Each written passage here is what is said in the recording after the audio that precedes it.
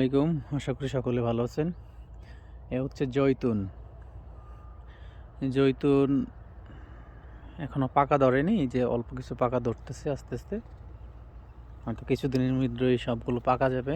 পাকলে এগুলো গাছ থেকে নামিয়ে তেলের জন্য প্রক্রিয়াজাত করবে, আবার খাওয়ার জন্য প্রক্রিয়াজাত করবে। এই দেখেন, এই গাছের মাঝে অলরেডি 90% পেকে গেছে।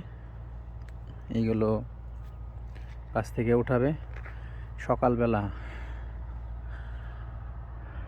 দেখেন কুয়াশায় পাতাগুলো কিভাবে ভিজে রয়েছে, প্রচুর শীত। আল্লাহ তাআলার যেমন মনে হচ্ছে আঙ্গুর ফল। আঙ্গুর ফল থেকে অনেক গুণগত মান এটির ভালো। সবাই জৈতুন খাবেন, জৈতুনের তেল খাবেন। সকালে ভালো থাকবেন। আসসালামু আলাইকুম।